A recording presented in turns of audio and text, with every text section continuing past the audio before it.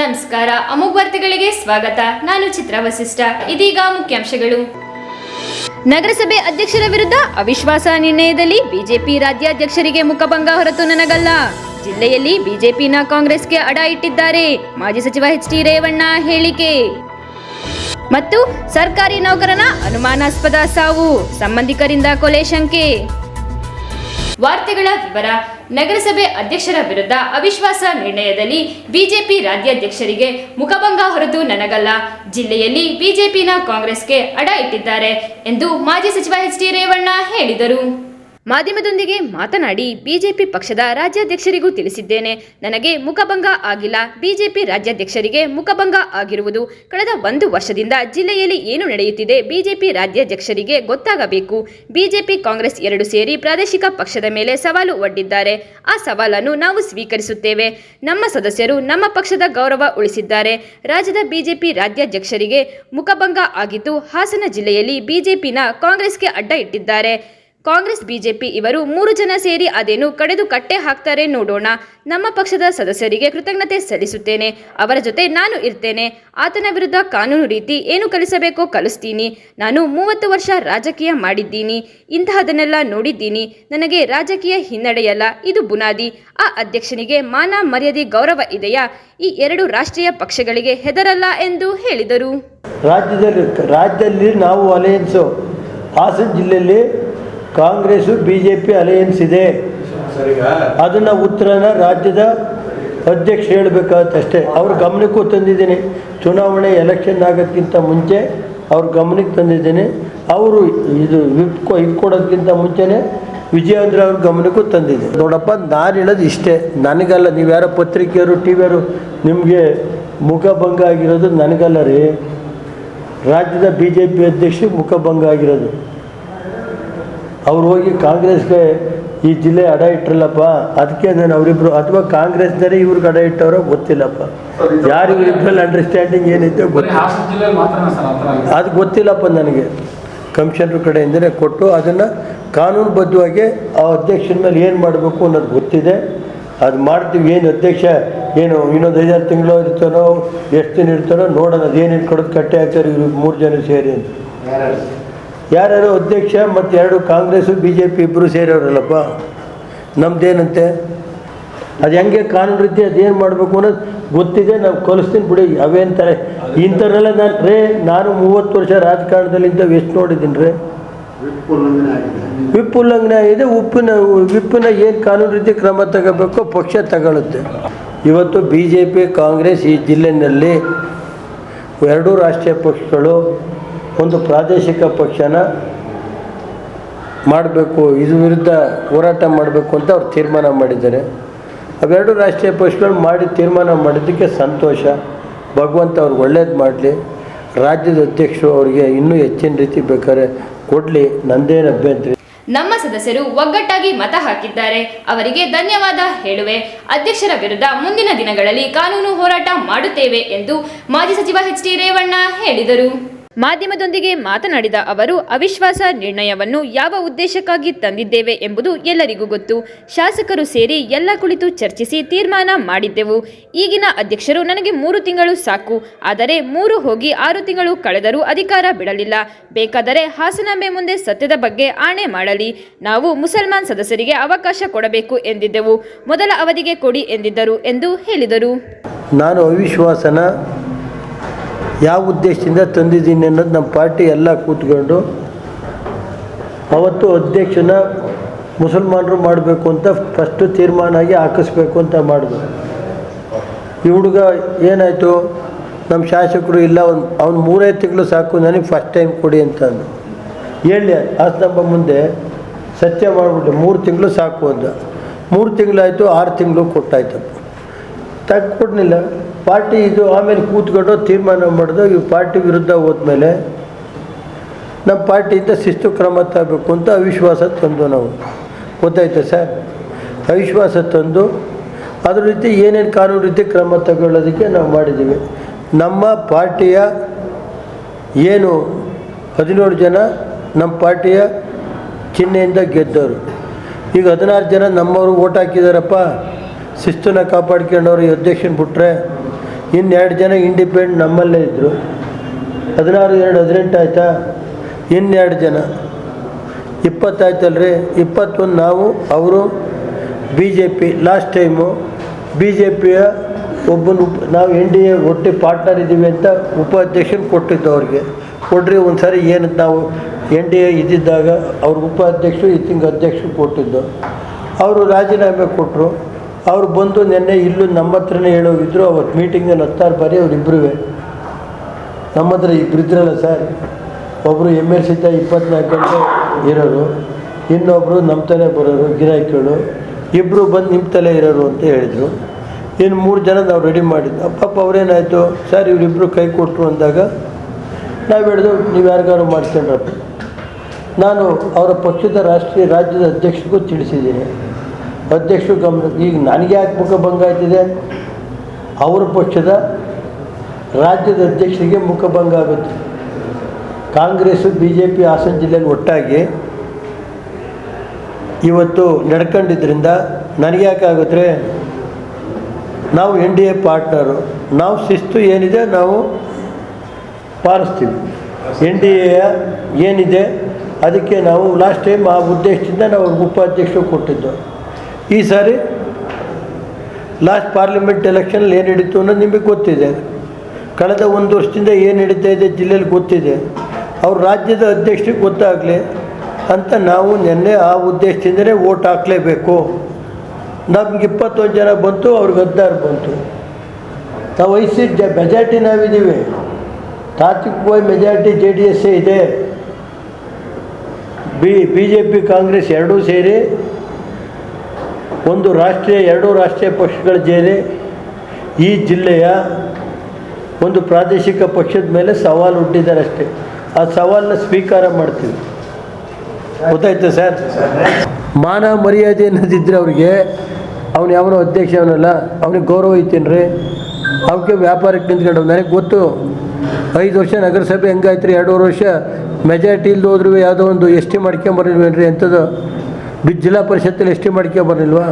ಇವೆಲ್ಲ ಎದುರಿಸೇ ಬಂದಿದ್ದೀವಿ. ನಡೀರಿ, ಅವಕ್ಕೆಲ್ಲ ತಲೆ ಕೆಡಿಸಬೇಕಾಗಿಲ್ಲ.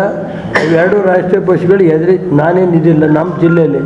ನಮ್ಮನ್ನು ಇದು ಮಾಡೋಕ್ಕೆ ಅವರು ನನಗೆ ನೀವೇನು ಯಾರೋ ಮಾಧ್ಯಮದವರು ನೆನ್ನೆ ಬರೆದಿದ್ದೀರ ರೇವಣ್ಣರಿ ಮುಖಭಂಗ. ನನಗೆ ಯಾಕೆ ಮುಖಭಂಗ ಆಯ್ತಿದೆ? ಅವರು NDA ಅವ್ರ ಪಾರ್ಟ್ನರು. ಅವರು ಹೋದಾಗ ನಾನೇನು ಮಾಡೋಕ್ಕೆ? ಕಾಂಗ್ರೆಸ್ ಜೊತೆ ಹೋದ್ರೆ ಹೊಳೆನರಸೀಪುರದ ತಾಲೂಕು ಕಚೇರಿಯಲ್ಲಿ ಕರ್ತವ್ಯ ನಿರ್ವಹಿಸುತ್ತಿದ್ದ ಮಲ್ಲೇನಹಳ್ಳಿಯ ಸತೀಶ್ MJ 43 ವರ್ಷ ಎಂಬ ವ್ಯಕ್ತಿ ಅನುಮಾನಾಸ್ಪದವಾಗಿ ಮೃತಪಟ್ಟಿದ್ದಾರೆ. ಈ ಸಂದರ್ಭದಲ್ಲಿ ಮೃತನ ಸಂಬಂಧಿಕರು ಮಾಧ್ಯಮದೊಂದಿಗೆ ಮಾತನಾಡಿ, ಸತೀಶ್ 13 ವರ್ಷಗಳ ಹಿಂದೆ ವಿದ್ಯಾ ಎಂಬುವವರನ್ನು ಮದುವೆಯಾಗಿ ನಗರದ ಚನ್ನಪಟ್ಟಣದಲ್ಲಿ ಬಾಡಿಗೆ ಮನೆ ಮಾಡಿಕೊಂಡು ವಾಸವಾಗಿದ್ದರು. ಏಪ್ರಿಲ್ 18ರಂದು ಬೆಳಗ್ಗೆ 9:15 ಸುಮಾರಿನಲ್ಲಿ ಸತೀಶ್ ಅವರ ಚಿಕ್ಕಪ್ಪನ ಮಗ ಕಿರಣ್ ಕುಮಾರ್ ಎಂಬುವವರಿಗೆ ಕರೆ ಮಾಡಿ, ನಿಮ್ಮ ಅಣ್ಣನ ಆರೋಗ್ಯ ಸರಿಯಿಲ್ಲ, ಅವರನ್ನು ಹಾಸನದ ಸರ್ಕಾರಿ ಆಸ್ಪತ್ರೆಗೆ ಕರೆದುಕೊಂಡು ಬಂದು ಚಿಕಿತ್ಸೆಗೆ ದಾಖಲಿಸುವುದಾಗಿ ತಿಳಿಸಿದ್ದು, ಹಿಮ್ಸ್ ಆಸ್ಪತ್ರೆಗೆ ಬಂದು ನೋಡಿದ್ದಾಗ ಸತೀಶ್ ಮೃತಪಟ್ಟು ಮೃತದೇಹ ಶವಾಗಾರದಲ್ಲಿತ್ತು. ದೇಹ ನೋಡಿದಾಗ ತಲೆ ಹಾಗೂ ದೇಹದ ಕೆಲವು ಭಾಗಗಳಲ್ಲಿ ರಕ್ತಸ್ರಾವ ಆಗಿತ್ತು. ಹೀಗಾಗಿ ಅಣ್ಣ ಸತೀಶ್ ಅವರನ್ನು ಯಾರೋ ಕೊಲೆ ಮಾಡಿದ್ದಾರೆ ಎಂದು ಆರೋಪಿಸಿದರು. ಗಂಡ ಹೆಂಡತಿ ಮಕ್ಕಳು 3 ಜನ ಇದ್ರು, ಬೇರೆ ಯಾರು ಇತ್ತಿಲ್ಲ. ನಮ್ಮ ಅಣ್ಣ ಹುಷಾರಿಲ್ಲ ಅಂತ ಅವರು ಹೊಸಮನೆ ಕಟ್ತಿರೋ ಅಲ್ಲಿಗೆ ಹೋಗಿ ಬಂದು ನಮ್ಮ ಅದಕ್ಕೆ ಫೋನ್ ಮಾಡಿದಾಗ ನಮ್ಮ ತಮ್ಮ ಬಂದು ಕರ್ಕೊಬಂದಿರೋದು. ಅಷ್ಟೊತ್ತಿ ನೋಡೋದಕ್ಕೆ ಆಂಬುಲೆನ್ಸ್ ಅವ್ರು ಹೇಳಿದ್ರು ಜೀವ ಸತ್ತೋಗ್ಯಾರೆ ಅಂದಿದ್ದಕ್ಕೆ ಹಾಸ್ಪಿಟ್ಲಿಗೆ ತಂದು ಅಡ್ಮಿಟ್ ಮಾಡಿ ಆಮೇಲೆ ಐಸೋಲಿ ಅವರು ECG ಎಲ್ಲ ಮಾಡಿದ್ರಂತೆ, ಡೆತ್ ಆಗ್ಯಾರೆ ಅಂದಿದ್ದಕ್ಕೆ ಶವಗಾರಕ್ಕೆ ತಂದು ಹಾಕ್ಯವ್ರೆ. ಅದು ನೆನ್ನಿಂದ ನಮಗೆ ನ್ಯಾಯ ಕೊಡಿಸ್ತೀನಿ ಅಂದು ಕೊಡಿಸಿಲ್ಲ ಸರ್. ಅಷ್ಟೇ SP ಮೇಡಮ್ ಬಂದು ನಿಮಗೆಲ್ಲ ನಾಳೆ ಎಷ್ಟು 24 ಅವರ್ಸ್ ನಿಮಗೆ ಎಲ್ಲನೂ ದೊರಕಿಸ್ತೀವಿ ಅಂದರು. ಈಗ ಸರ್ ಬೆಳಿಗ್ಗಿಂದ ನಾವೆಲ್ಲ ನೈಟ್ ಇಲ್ಲೇ ಇದ್ವಿ ಸರ್, ಯಾರು ಏನೂ ಬಂದಿತ್ತಿಲ್ಲ. ಇವಾಗ ನೋಡಿದರೆ ಪೋಸ್ಟ್ ಮಾರ್ಟಮ್ ಆದ್ಮೇಲೆ ಒಂಥರ ಮಾಡ್ತಾವ್ರೆ. ನಮಗೆ ನ್ಯಾಯ ಬೇಕು ಸರ್ ಅಷ್ಟೇ. ನಮ್ಮ ಅಣ್ಣನ ಕಳ್ಕೊಂಡು ನಮಗೆ ನ್ಯಾಯ ಏನಾಗಿದೆ ಅನ್ನೋದು ಅಷ್ಟೇ ನಾವು ಕೇಳ್ತಾ ಇರೋದು. ಚರಂಡಿಗೆ ಪೋಸ್ಟ್ ಮಾರ್ಟಮ್ ಎಲ್ಲ ಆದ್ಮೇಲೆ ಚರಂಡಿಗೆ ಬಿದ್ದಾರೆ ಅಂತ ಪೋಸ್ಟ್ ಮಾರ್ಟಮ್ ರಿಪೋರ್ಟಿಗೆ ಹಾಕಿ ಅಂತ ಹೇಳ್ತಾವ್ರೆ ಪೊಲೀಸರು. ರಾಘವೇಂದ್ರ ಅವರು ಬೆಳಿಗ್ಗೆ ನಿಮಗೆ ನ್ಯಾಯ ಕೊಡಿಸ್ತೀವಿ ಸರ್. ನಾವು ನೆನ್ನೆ ಹೇಳಿದ್ದು ಬೆಳಿಗ್ಗೆಲೂ ಹೇಳಿದ್ರು ಸರ್ ನಮಗೆ. ಅವ್ರು ಕೆಳಗಡೆ ಹೋಗಿ ನನ್ನ ಅವರಲ್ಲಿ ಕರಿತೀವಿ ಅಂದ್ರು. ಅವಾಗ ಕರೆದ ಆದ್ಮೇಲೆ ಈ ತರ ಸರ್ ಹೇಳ್ತಾವ್ರೆ. ನಮ್ಗೆ ಎಲ್ಲಿ ಏನಾರ ಆಗ್ಲಿ ನಮ್ಮ ಅಣ್ಣಂಗೊಂದು ನ್ಯಾಯ, ಏನಾಗಿ ಸತ್ತಾನೆ ಅನ್ನೋದೊಂದು ನಮ್ಗೆ ನ್ಯಾಯ ಕೊಡಿಸಿ ಸರ್. ಕಾಲ್ ಬಂತು, ಹಿಂಗೆ ಅಣ್ಣಂಗೆ ಆರಾಮಿಲ್ಲ ಅಂತ ಹೇಳಿ ನನ್ನ ತಮ್ಮ ಕಾಲ್ ಮಾಡ್ದ. ನಾವು ಅಲ್ಲಿಂದ ಹೊರಟು ಬಂದ್ವಿ. ಹೊರಟು ಬಂದು ನೋಡೋದು ಒಂದು ಜೀವ ಹೋಗಿತ್ತು. ಜೀವ ಹೋಗಿದ ತಕ್ಷಣ ನಾವು ಡಾಕ್ಟರ್ ಹತ್ರ ಬಂದ ನಂಗೆ ಪೊಲೀಸ್ ಸಿಕ್ಕಿದ್ರು. ಪೊಲೀಸಿಗೆ ಏನಪ್ಪ ನೀವು ತಲೆಗೆ ಹೊಡೆತ ಬಿದ್ದೆ ಬ್ಲಡ್ ಬರ್ತದೆ ಅಂತ ನೀವು ರಿಪೋರ್ಟ್ ಕೊಟ್ಟು ಕೇಸ್ ಮಾಡಿದ್ದೀರಿ, ಬ್ಲಡ್ ಬರ್ತಾ ಇಲ್ಲ ಅಂತ ನನ್ನ ಹತ್ರ ಹೇಳಿದ್ರು. ನಾನು ಅವ್ರನ್ನ ಕರ್ಕೊಂಡೋಗಿ ಖುದ್ದಾಗಿ ತಲೆ ಎತ್ತಿಸ್ಬಿಟ್ಟು ಬ್ಲಡ್ನ ಸಹ ತೋರಿಸಿ ಡ್ಯಾಮೇಜ್ ಆಗಿರೋ ತೋರಿಸಿ ಬಂದಿದ್ದೀನಿ. ತೋರಿಸಿ ಬಂದ ಮೇಲೆ ಆಯಿತು ನಾನು ಏನಿದೆ ನಾನು ಕಾನೂನು ಪ್ರಕಾರ ಮಾಡ್ತೀನಿ ಅಂದರು. ನಿನ್ನೆ ಬೆಳಗ್ಗೆಯಿಂದಲೂ ನಮ್ಮ ಕೇಸ್ ತೊಗೊತಾ ಇಲ್ಲ. ಆಮೇಲೆ ಮೇಡಮ್ ಬಂದಮೇಲೆ ಎಸ್ ಪಿ ಮೇಡಮ್ ಬಂದ್ಬಿಟ್ಟು ನಮಗೆ ಒಳ್ಳೇದು ಮಾಡಿಕೊಡ್ತೀನಿ ಅಂತ ಹೇಳ್ಬಿಟ್ಟು ಸಂಜೆ ನಮಗೆ ಕೇಸ್ ತೊಗೊಂಡಿದ್ದಾರೆ, ಕೇಸ್ ರಿಜಿಸ್ಟರ್ ಆಯಿತು. ಅದಾಯಿತು. ಬೆಳಿಗ್ಗೆ ಎಲ್ಲ ಬಂದು ನಾವು ಮೈಸೂರಿಂದ ಕರ್ಸ್ಕೊಬಂದು ಬೆಂಗಳೂರಿಂದ ಕರೆಸಿ ಪೋಸ್ಟ್ಮಾರ್ಟಮ್ ಮಾಡ್ತೀನಿ ಅಂತ ಹೇಳಿದರು. ಇವತ್ತು ಬೆಳಗ್ಗೆ ನಮಗೆ ಇಲ್ಲಿ ಲೋಕಲ್ ಡಾಕ್ಟರ್ ಕರ್ಕೊಬಂದು ಪೋಸ್ಟ್ಮಾರ್ಟಮ್ ಮಾಡಿದ್ದಾರೆ. ಪೋಸ್ಟ್ಮಾರ್ಟಮ್ ಮಾಡಬೇಕಾದ್ರೆ ಪೊಲೀಸು ಡಾಕ್ಟ್ರಿಗೆ ಹೇಳ್ತಾರೆ, ಇಲ್ಲಪ್ಪ ಅದು ಡ್ರಿಂಕ್ಸ್ ಮಾಡಿ ಚರಂಡಿ ಬಿದ್ದಿರೋದು ಅಂತ ಮಾಡುವಂತ ಅಲ್ಲಿ ಹೇಳ್ತಾರೆ ಸರ್. ಇದು ಯಾವ ಥರ ಹಗಲು ದರೋಡೆ ಆಗ್ತಲ್ವ ಸರ್? ಇದು ನನಗೆ ನ್ಯಾಯ ಬೇಕು ಸರ್. ನನಗೆ ನ್ಯಾಯ ಸಿಗೋದಂಗ ನಾನು ಇಲ್ಲಿಂದ ಹೋಗಲ್ಲ. ನಮ್ಮ ಅಣ್ಣನ ನಾನು ಡೆಡ್ ಬಾಡಿನ ನಾನು ತಗೋಗಲ್ಲ. ನಂಗೆ ನ್ಯಾಯ ಕೊಡಿ. ಜೆಡಿಎಸ್ನವರು ಮೊದಲು ಮೈತ್ರಿ ಧರ್ಮವನ್ನು ಪಾಲಿಸುವುದನ್ನು ಕಲಿಯಲಿ, ನಂತರ ಬಿಜೆಪಿ ಪಕ್ಷದ ಬಗ್ಗೆ ಮಾತನಾಡಲಿ ಎಂದು ಬಿಜೆಪಿ ಜಿಲ್ಲಾ ಪ್ರಧಾನ ಕಾರ್ಯದರ್ಶಿ ನಿಂಬೆಹಳ್ಳಿ ಗಿರೀಶ್ ತಿಳಿಸಿದರು.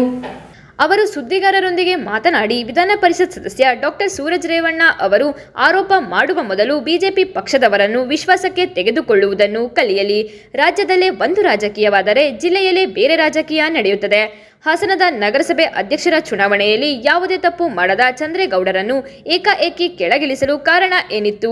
ಪ್ರೀತಂ ಗೌಡರ ವಿರುದ್ಧ ಮಾತನಾಡುವ ಸೂರಜ್ ರವರು ಬಿಜೆಪಿ ಜಿಲ್ಲಾಧ್ಯಕ್ಷರು ರಾಜ್ಯಾಧ್ಯಕ್ಷರ ಜೊತೆ ಮಾತುಕತೆ ನಡೆಸಿ ಮೈತ್ರಿ ಧರ್ಮವನ್ನು ಪಾಲಿಸಬೇಕಿತ್ತು. ಆದರೆ ಅವರ ದುರಂಕಾರಕ್ಕೆ ಚಂದ್ರೇಗೌಡರು ಪ್ರತ್ಯುತ್ತರ ನೀಡಿದ್ದಾರೆ. ಅದನ್ನೇ ದ್ವೇಷದ ರಾಜಕೀಯ ಮಾಡುವುದನ್ನು ಬಿಟ್ಟು ಮೈತ್ರಿ ಧರ್ಮವನ್ನು ಪಾಲಿಸಬೇಕು. ಆನೆಕೆರೆ ಕೃಷಿ ಪತ್ತಿನ ಸಹಕಾರ ಸಂಘದಲ್ಲಿ ಇದೇ ನಿಮ್ಮ ಜೆಡಿಎಸ್ನವರು ಕಾಂಗ್ರೆಸ್ ಪಕ್ಷದವರ ಜೊತೆಗೂಡಿ ಬಿಜೆಪಿ ಪಕ್ಷವನ್ನು ಸೋಲಿಸಿದ್ದು ಸರಿಯೇ? ನೀವು ಬೇಕಾದರೆ ಯಾವ ಪಕ್ಷದ ಜೊತೆ ಹೋದರೂ ಸರಿಯನ್ನಬೇಕು. ಇದು ಯಾವ ನ್ಯಾಯ? ಮೊದಲು ನಿಮ್ಮ ಪಕ್ಷ ನಿಷ್ಠೆಯನ್ನು ಕಾಪಾಡಿಕೊಳ್ಳಿ ಎಂದು ಹೇಳಿದರು. ನಿನ್ನೆ ಒಂದು ನಗರಸಭೆಯಲ್ಲಿ ಅವಿಶ್ವಾಸನ ಮಂಡನೆ ಮಾಡುವಂಥ ಒಂದು ಚುನಾವಣೆ ನಡೀತು. ಹಾಸನ ನಗರಸಭೆಯಲ್ಲಿ. ಆ ನಗರಸಭೆ ಅವಿಶ್ವಾಸನ ಮಂಡನೆಯಲ್ಲಿ ಈಗೇನು ಅಧ್ಯಕ್ಷರಾಗಿದ್ದರು ಆದಿ ಚಂದ್ರೇಗೌಡರು, ಅವರೇ ಎಲ್ಲರ ವಿಶ್ವಾಸನ ಗಳಿಸೋದ್ರಲ್ಲಿ ಸಫಲರಾಗಿ ಅವರೇ ಮುಂದುವರಿಯುವಂಥ ಒಂದು ಅಧ್ಯಕ್ಷರಾಗಿ ಮುಂದುವರಿಯುವಂಥ ಕಾರ್ಯಕ್ರಮ ನಡೀತು. ಅದಾದ ನಂತರ ಮಾನ್ಯ ನಮ್ಮ ವಿಧಾನ ಪರಿಷತ್ ಸದಸ್ಯರಾದಂಥ ಸೂರಜ್ ಅವರು ಒಂದು ಪತ್ರಿಕಾಗೋಷ್ಠಿ ಮಾಡಿ ಒಂದು ಹೇಳಿಕೆ ಕೊಡ್ತಾರೆ. ಇಲ್ಲಿ ಎಲ್ಲ ಕಡೆ ಒಂದಾದರೆ ಹಾಸನಲ್ಲಿ ಮೈತ್ರಿ ಮುರಿಯುವಂಥ ಮೈತ್ರಿ ಧರ್ಮನ ಪಾಲನೆ ಮಾಡ್ತಾ ಇಲ್ಲ ಅನ್ನೋ ಒಂದು ಹೇಳಿಕೆ ಕೊಡ್ತಾರೆ. ಮಾನ್ಯ ವಿಧಾನಸಭಾ ಸದಸ್ಯರಲ್ಲಿ ನಾನು ಕೇಳ್ಕೊಳ್ತೀನಿ, ಮಾನ್ಯ ವಿಧಾನಸಭಾ ಸದಸ್ಯರೇ, ನೀವು ಮಾಡ್ತಿರುವಂಥದ್ದು ಇಡೀ ಜಿಲ್ಲೆ ನೋಡ್ತಾ ಇರುವಂಥ ಕೆಲಸ. ಆನೆಕೆರೆ ಕೃಷಿ ಪತ್ತಿನ ಸಹಕಾರ ನಡೀತು. ಇಲ್ಲಿ ನೀವು ಕಾಂಗ್ರೆಸ್ಸು JDS ಒಂದಾಗಿ ನಮ್ಮನ್ನು ಮಾತಾಡಿಸ್ದಂಗೆ ತಿರಸ್ಕಾರ ಮಾಡ್ಕೊಂಡು ಹೊರಟಿದ್ದವರಂತರು ನೀವು. ಈಗ ನೀವು ಹೋಗಿ ಅಲ್ಲಿ ಮೈತ್ರಿ ಧರ್ಮ ಪಾಲನೆ ಮಾಡಿಲ್ಲ ಅಂತ ನೀವು ಹೇಳ್ತಾ ಇರೋದು ಎಷ್ಟು ಮಟ್ಟಿಗೆ ಸರಿ ಅನ್ನೋದನ್ನ ನೀವು ಒಂದ್ಸಲ ನಿಮ್ಮ ಆತ್ಮಸಾಕ್ಷಿಗೆ ಪ್ರಶ್ನೆ ಮಾಡ್ಕೋಬೇಕು. ಯಾಕೆ ಅಂದರೆ ಆಲ್ರೆಡಿ ಮೈತ್ರಿ ಧರ್ಮ ಪಾಲನೆ ಮಾಡೋದು ಹೇಗೆ ಅನ್ನೋದನ್ನ ನೀವು ಸ್ವಲ್ಪ ಎಲ್ಲ ನಮ್ಮ ಪಾರ್ಟಿಯಲ್ಲಿ ಇರುವಂಥ ನಾಯಕರು ಹಿರಿಯರಿದ್ದಾರೆ, ಅವ್ರ ಬಗ್ಗೆ ಅವ್ರ ಹತ್ರ ಕೂತ್ಕೊಂಡು ತಿಳ್ಕೋಬೇಕು. ಮೈತ್ರಿ ಧರ್ಮ ಅಂದರೆ ಏನು, ಮೈತ್ರಿ ಧರ್ಮ ಅಂದರೆ ಹೇಗೆ ಪಾಲನೆ ಮಾಡಬೇಕು, ಅದ್ರ ಬಗ್ಗೆ ನೀವು ಯಾವುದಾದ್ರೂ ಈಗ ಅಧ್ಯಕ್ಷರು ಅವಿಶ್ವಾಸನ ಮಂಡನೆ ಮಾಡ್ಬೇಕಾದ್ರೆ ನಮ್ಮ ಜಿಲ್ಲಾಧ್ಯಕ್ಷರು ಗಮನಕ್ಕೆ ತಂದಿಲ್ಲ, ನಮ್ಮ ರಾಜ್ಯಾಧ್ಯಕ್ಷರು ಗಮನಕ್ಕೆ ತಂದಿಲ್ಲ. ಏಕಾಏಕಿ ನಿಮ್ಮ ಪಾಡಿ ನೀವೇ ಏನೋ ನಮ್ಮದೇ ಇದು ಅನ್ನೋ ರೀತಿ ವರ್ತನೆ ಮಾಡಿದರೆ ಯಾರು? ಕ್ರಿಯೆಗೆ ಪ್ರತಿಕ್ರಿಯೆ ಅಷ್ಟೇ. ಮಾನ್ಯ ವಿಧಾನ ಪರಿಷತ್ ಸದಸ್ಯರಿಗೆ ನಾನು ಈ ಮುಖೇನ ಹೇಳೋದು ಬಯಸ್ತೇನೆ. ನಾನು ಒಬ್ಬ ಜಿಲ್ಲಾ ಜನರಲ್ ಸೆಕ್ರೆಟರಿ, ಹೊಳೆನರಸೀಪುರದ ಕ್ಷೇತ್ರದ ಜಿಲ್ಲಾ ಜನರಲ್ ಸೆಕ್ರೆಟರಿ ಆಗಿದ್ರೂ ಸಹ ನಮ್ಮನ್ನು ಗಮನಕ್ಕೆ ತಗೊಳ್ದಂಗೆ ಚುನಾವಣೆನ ಅವ್ರಿಗೆ ಹೆಂಗೆ ಬೇಕಂಗೆ ಇಷ್ಟ ಬಂದಂಗೆ ಸೊಸೈಟಿಗಳಲ್ಲಿ ನಡ್ಸ್ಕೊಂಡು ಹೋಗಿರೋದು ನಮ್ಮ ಗಮನಕ್ಕೆ ಬಂದಿದೆ. ಇದನ್ನು ಫಸ್ಟು ನೀವು ಮೈತ್ರಿ ಧರ್ಮ ಪಾಲನೆ ಮಾಡೋದನ್ನ ಕಲಿಬೇಕು. ನಮ್ಮ ನಾಯಕರಿಗೆ ಗೊತ್ತಿದೆ ಯಾವ ರೀತಿ ಮೈತ್ರಿ ಧರ್ಮ ಪಾಲನೆ ಮಾಡಬೇಕು ಏನು ಅಂತ. ನಾನು ಆಗಲೇ ಹೇಳ್ದಂಗೆ ಕ್ರಿಯೆಗೆ ಪ್ರತಿಕ್ರಿಯೆ ಅಷ್ಟೇ. ಇದೇ ಸಂದರ್ಭದಲ್ಲಿ ಬಿಜೆಪಿ ಮುಖಂಡರಾದ ವಿದ್ಯಾಪ್ರಸಾದ್, ನಾಗೇಶ್ ಹಿರೇಬೀಳ್ತಿ, ಹರ್ಷವರ್ಧನ್, ರಮೇಶ್, ಯೋಗೇಶ್ ಇತರರು ಉಪಸ್ಥಿತರಿದ್ದರು. ಇದೀಗ ಜಾಹೀರಾತು. ನೋಡಿ ಮೇಡಮ್, ಇಂಥ ಆಫರು ಸುಮುಖ ಜ್ಯುವೆಲ್ಲರ್ಸ್ ಬಿಟ್ಟರೆ ಎಂಟೈರ್ ಹಾಸನ ಎಲ್ಲೂ ಸಿಗಲ್ಲ. ಆಂಟಿ ಕಾರ್ ತಗೊಳ್ಳಿ, ಪ್ಲೇನ್ ಐಟಮ್ ತಗೊಳ್ಳಿ, ಇದೇ ಅಕ್ಷತೆಗೆ 30% ಆಫರ್ ವೇಸ್ಟೇಜ್.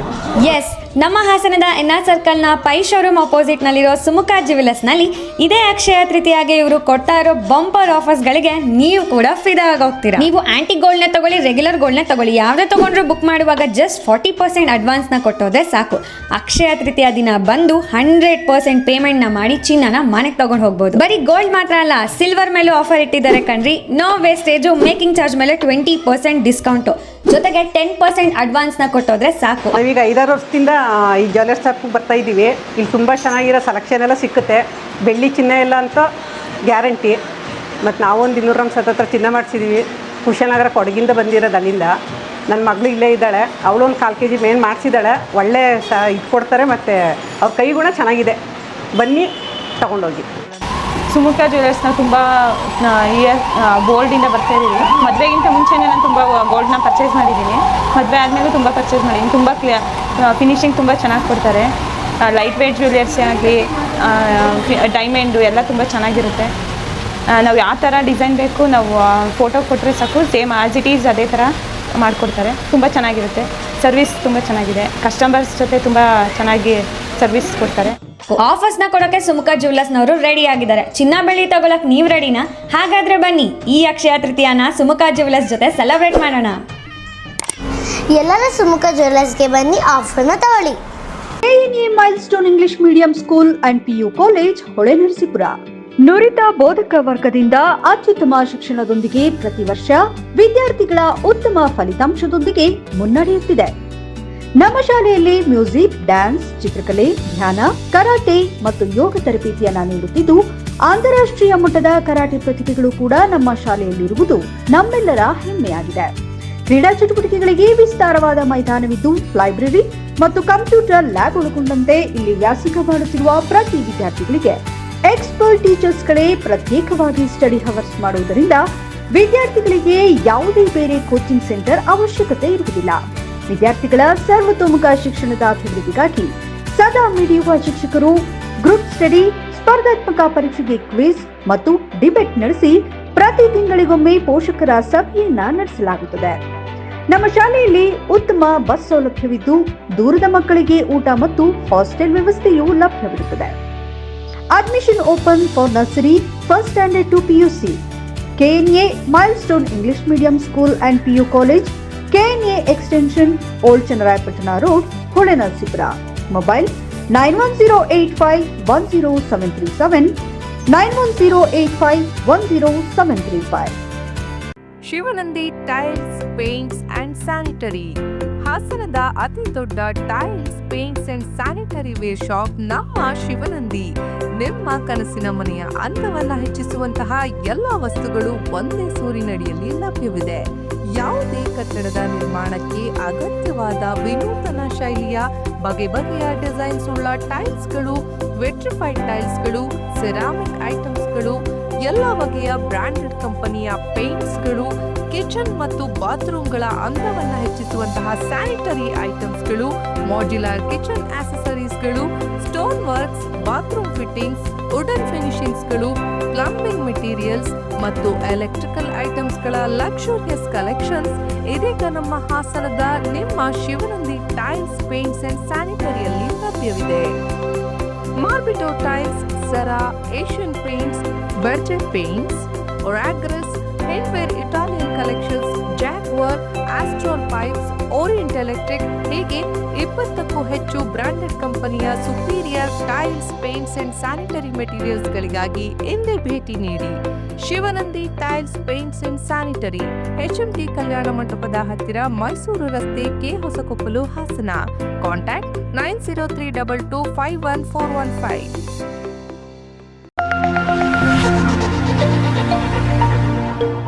ಕ್ವಾರ್ಕ್ ಅಕಾಡೆಮಿ ಸತತ 6 ವರ್ಷಗಳಿಂದ ನೀಟ್, JEE ಮತ್ತು CET ಮುಂತಾದ ಸ್ಪರ್ಧಾತ್ಮಕ ಪರೀಕ್ಷೆಗಳಿಗೆ ಉತ್ತಮ ಫಲಿತಾಂಶ ನೀಡುತ್ತಾ ಬರುತ್ತಿರುವ ಕ್ವಾರ್ಕ್ ಅಕಾಡೆಮಿಗೆ ಇದೀಗ ದಾಖಲಾತಿ ಪ್ರಾರಂಭವಾಗಿದೆ. ರೆಗ್ಯುಲರ್ ಮತ್ತು ರಿಪೀಟರ್ಸ್ ವಿದ್ಯಾರ್ಥಿಗಳಿಗಾಗಿ NEET long term, JEE mains, KCET long term, NEET ಮತ್ತು JEE ಕೋರ್ಸ್ಗಳಿಗೆ ಫೌಂಡೇಶನ್ ಕ್ಲಾಸ್ಗಳು ಹಾಗೂ ಫಸ್ಟ್ PUC ಮತ್ತು second PUC PCMB long term theory ಕ್ಲಾಸ್ಗಳು ಪ್ರಾರಂಭವಾಗುತ್ತಿದೆ. ಅತ್ಯುತ್ತಮ ಕೋಚಿಂಗ್ಗಾಗಿ ಹಿಂದೆ ದಾಖಲಾಗಿ Quark academy, opposite Sphoorthi coffee, old Gokul hotel road, KR Puram, Hassan. Mobile number 8867519496. ಎಲ್ಲರಿಗೂ ನಮಸ್ಕಾರ. ಸತತ 6 ವರ್ಷಗಳಿಂದ ನೀಟ್ CET ಇಲ್ಲಿ ಉತ್ತಮ ಫಲಿತಾಂಶ ನೀಡುತ್ತಾ ಬಂದಿದ್ದೇವೆ. ನಮ್ಮಲ್ಲಿ KCET ನೀಟ್ ಕ್ರ್ಯಾಶ್ ಕೋರ್ಸ್ಗೆ ದಾಖಲಾತಿ ಶುರುವಾಗಿದೆ. ನಮ್ಮ ಇನ್ನೊಂದು branch Jnanabindu coaching centre Satyam arcade above Bandhan bank near Sahyadri circle, Salagame road, Hassan. Mobile number 8762977772. Diploma CET 2025 crash course admissions open ಇದೆ. ಹಾಗೆ PGCET ಸ್ಪೆಷಲಿ MCAಗೆ ಕ್ರ್ಯಾಶ್ ಕೋರ್ಸ್ ಅಡ್ಮಿಷನ್ಸ್ ಓಪನ್ ಇದೆ. ವಿದ್ಯಾರ್ಥಿಗಳು ಸದುಪಯೋಗ ಪಡಿಸ್ಕೋಬೇಕಾಗಿ ವಿನಂತಿ. ಹೇ ಅರ್ಜುನ್, ಇವತ್ತು ಹೊಸ ಕ್ಲೈಂಟ್ ಜೊತೆ ಮೀಟಿಂಗ್. ಹೌದಾ? Wish me luck. Hey, all the best. Thank you. ಬರೀ ಆಲ್ ದಿ ಬೆಸ್ಟ್? ಬೇರೆ ಏನಪ್ಪ? ಇವತ್ತು ಅಕ್ಷಯ ತೃತೀಯ. ಇದೇ ದಿನ ನಿಮ್ಮಮ್ಮ ಅವಳ ಡ್ಯಾನ್ಸ್ ಕ್ಲಾಸ್ ಆರಂಭಿಸಿದಾಗ ನಾನು ಅವಳಿಗೆ ಇದೇ ರೀತಿ ಗಿಫ್ಟ್ ನೀಡಿದ್ದೆ. ಅಂದಿನಿಂದ ಅವಳು ಮಾಡಿದ ಸಾಧನೆಯ ಕ್ರೆಡಿಟ್ ಅನ್ನು ಅವಳು ಯಾರಿಗೆ ಕೊಡ್ತಾಳೆ ಗೊತ್ತಾ? ಅಪ್ಪ, ಇದು ಅನುಭವದ ಮಾತು. ಕೇಳಿಸ್ಕೋ. ಕೇಳಿಸ್ತು ನನಗೆ ಕೇಳಿಸುವಾಗ ಅವನು ಕೇಳಿಸಲ್ವಾ? ಅಕ್ಷಯ ತೃತೀಯದ ಶುಭಾಶಯಗಳು. ಈ ಅಕ್ಷಯ ತೃತೀಯವನ್ನು GSTಯೊಂದಿಗೆ ಆಚರಿಸಿ. ಚಿನ್ನಾಭರಣವನ್ನು ಖರೀದಿಸುವಾಗ ಪ್ರತಿ ಗ್ರಾಮಿಗೆ 250 ರೂಪಾಯಿ ಕಡಿಮೆ. ಹಳೆಯ ಚಿನ್ನಾಭರಣಗಳ ಎಕ್ಸ್ಚೇಂಜ್ನ ಮೇಲೆ ಪ್ರತಿ ಗ್ರಾಮಿಗೆ 75 ರೂಪಾಯಿ ಹೆಚ್ಚುವರಿ ಮತ್ತು ಪ್ರತಿ ಕ್ಯಾರೆಟ್ ವಜ್ರದ ಮೌಲ್ಯದ ಮೇಲೆ 12,500 ರೂಪಾಯಿ ಕಡಿಮೆ ಪಡೆಯಿರಿ. ಬೆಳೆ ಏರಿಳಿತದಿಂದ ಪಾರಗಳು ನಿಮ್ಮ ಆಭರಣಗಳನ್ನು ಮೊದಲೇ ಬುಕ್ ಮಾಡಿ. GRT ಜ್ಯುವೆಲರ್ಸ್, ಶುಭ ಆರಂಭಗಳ ಪ್ರಾರಂಭ. ಗೋಮತಿ ಕಲ್ಯಾಣ ಮಂಟಪ 12 ವಸಂತಗಳನ್ನ ಪೂರೈಸಿ 13ನೇ ವರ್ಷಕ್ಕೆ ಪಾದಾರ್ಪಣೆ ಮಾಡುತ್ತಿರುವ ಗೋಮತಿ ಕಲ್ಯಾಣ ಮಂಟಪವನ್ನ ಹೊಚ್ಚ ಹೊಸ ರೂಪದಲ್ಲಿ ನಿಮ್ಮ ಮುಂದೆ ಪ್ರಸ್ತುತಪಡಿಸುತ್ತಿದ್ದೇವೆ. ಅತ್ಯಾಧುನಿಕವಾಗಿ ನವೀಕರಣಗೊಂಡ ಕಲ್ಯಾಣ ಮಂಟಪದಲ್ಲಿ 1500 ಜನರು ಪಾಲ್ಗೊಳ್ಳಬಹುದಾದ ಬ್ಯಾಂಕ್ವೆಟ್ ಹಾಲ್, 700 ಜನರು ಊಟ ಮಾಡಬಹುದಾದ ಡೈನಿಂಗ್ ಹಾಲ್ ಇದ್ದು, ಮದುವೆ, ಬೀಗರ ಔತಣ, ನಾಮಕರಣ ಮತ್ತು ಎಲ್ಲ ಶುಭ ಸಮಾರಂಭಗಳಿಗೆ, ಸಸ್ಯಾಹಾರಿ ಮತ್ತು ಮಾಂಸಾಹಾರಿ ಔತಣಗಳಿಗೆ ಹಾಲ್ ಅನ್ನ ನೀಡಲಾಗುತ್ತದೆ. 4 ಎಕರೆಗೂ ಅಧಿಕ ಜಾಗದಲ್ಲಿ ವಾಹನಗಳಿಗೆ ಉತ್ತಮವಾದ ಪಾರ್ಕಿಂಗ್ ವ್ಯವಸ್ಥೆ ಸಹ ಲಭ್ಯವಿದೆ. ನಿಮ್ಮ ಕುಟುಂಬದ ಸುಂದರ ಕಾರ್ಯಕ್ರಮಗಳನ್ನ ಅತ್ಯುತ್ತಮ ಕ್ಷಣಗಳನ್ನಾಗಿ ಮಾರ್ಪಾಡಾಗಿಸಲು ಒಂದು ಒಳ್ಳೆಯ ಜಾಗ, ಅದುವೇ ನಮ್ಮ ಗೋಮತಿ ಕಲ್ಯಾಣ ಮಂಟಪ. ಗೋಮತಿ ಕಲ್ಯಾಣ ಮಂಟಪ, ಕೋರ್ಟ್ ಹೊಸ ಬಸ್ ನಿಲ್ದಾಣದ ಹತ್ತಿರ, ಚನ್ನಪಟ್ಟಣ ಬಡಾವಣೆ, ಹೊಳೆನರಸೀಪುರ ರಸ್ತೆ, ಹಾಸನ.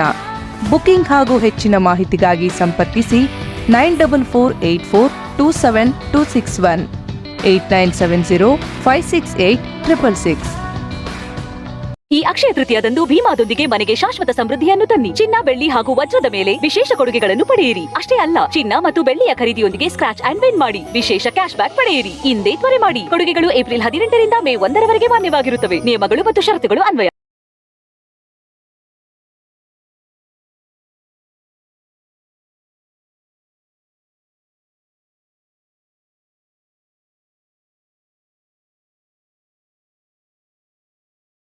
ಮತ್ತೊಮ್ಮೆ ಅಮೋಘ ವಾರ್ತೆಗಳಿಗೆ ಸ್ವಾಗತ.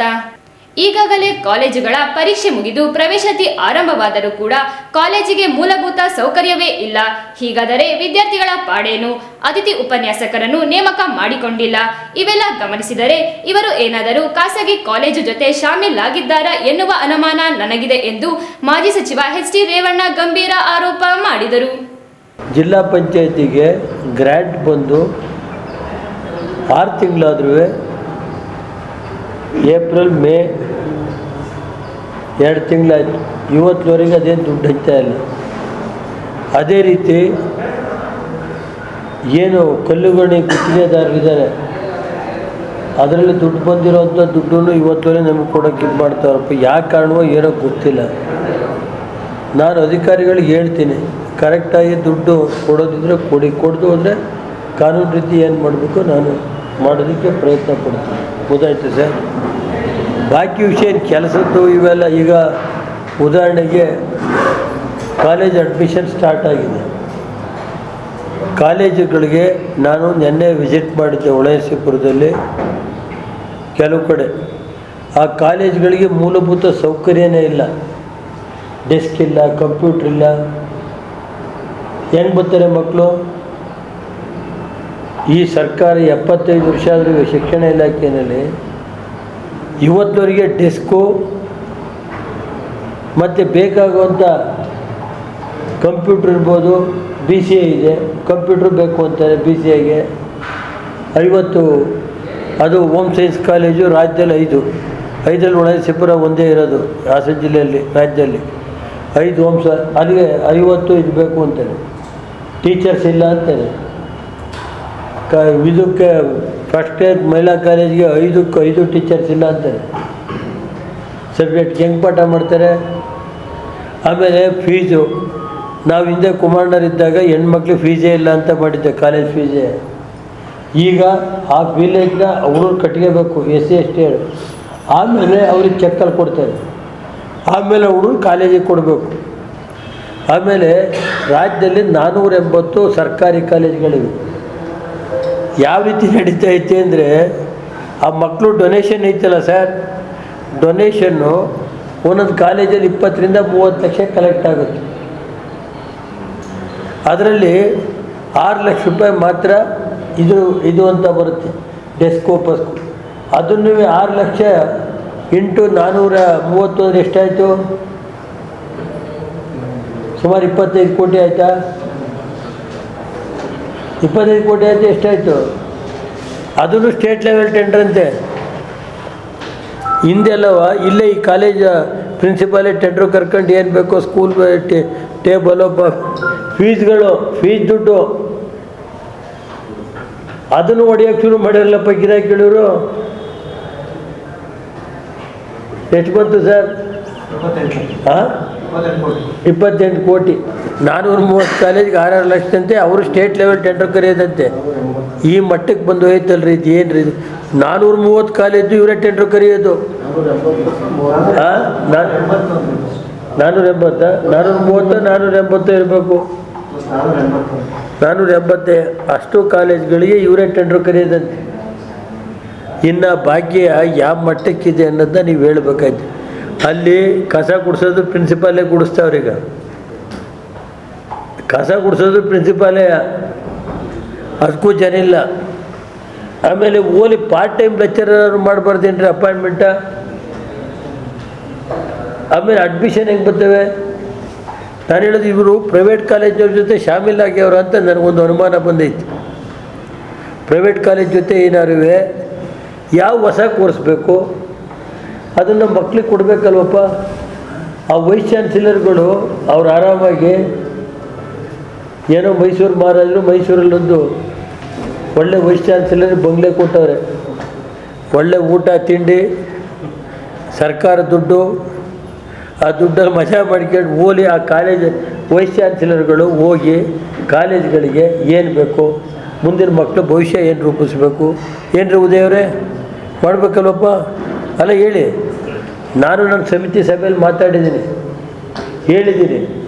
ಹೋಗಿ ನೆಕ್ಸ್ಟ್ ಇಯರ್ಗೆ ಏನು ಬೇಕು, ಆ ಮಕ್ಕಳಿಗೆ ಯಾವ ಕೋರ್ಸ್ ಕೊಟ್ಟರೆ ಒಳ್ಳೆಯದಾಗುತ್ತೆ, ಮುಂದಿನ ಭವಿಷ್ಯಕ್ಕೆ ರೂಪಿಸೋಕ್ಕೆ ಏನು ನಾವು ನಂಜು ನೋಡ್ರೆ ಯಾರೊಬ್ಬರು ತಲೆ ಕೆಡಿಸ್ಕೊಂಡಿಲ್ಲ.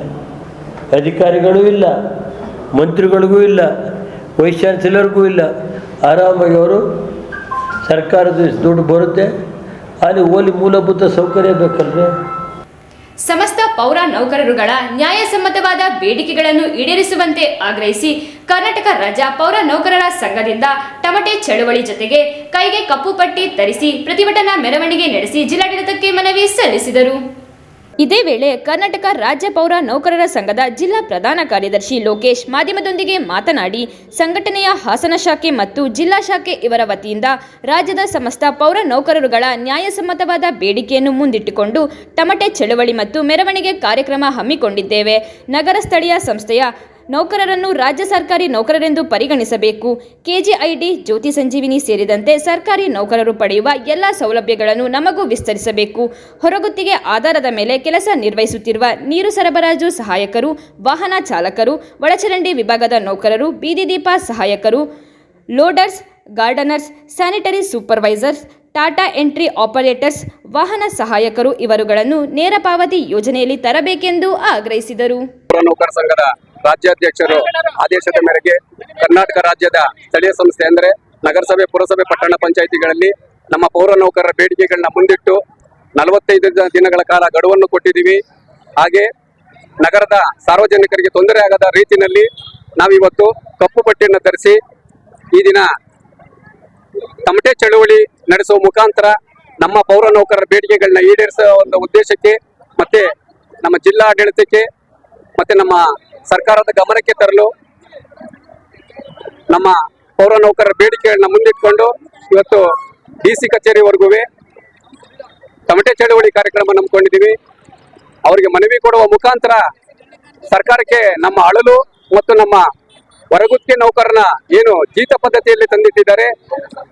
ಅದರಿಂದ ನಮ್ಮ ಎಲ್ಲ ಹೊರಗುತ್ತಿಗೆ ಪೌರ ಕಾರ್ಮಿಕರು, ಹೊರಗುತ್ತಿಯ ನೀರು ಸರಬರಾಜು ನೌಕರರು, ಯುಜಿಡಿ ನೌಕರರು, ಮತ್ತೆ ಪಾರ್ಕ್ ಗಾರ್ಡನ್, ಮತ್ತೆ ಆಟೋ ಡ್ರೈವರ್ಸು, ಲೋಡರ್ಸು, ಟಿಪ್ಪರ್ಸು ಇವರೆಲ್ಲರನ್ನ ಒಳಗೊಂಡಂತೆ ಎಲ್ಲ ನೌಕರರನ್ನು ಕೂಡ ನಮ್ಮ ನೇರ ಪಾವತಿಗೆ ತರಬೇಕು ಅಂತ ಅಂದ್ಬಿಟ್ಟು ಸರ್ಕಾರಕ್ಕೆ ಒತ್ತಾಯ ಮಾಡ್ತಾ ಇದ್ದೇವೆ ಮತ್ತು ಜಿಲ್ಲಾಡಳಿತಕ್ಕೂ ಕೂಡ ಒತ್ತಾಯ.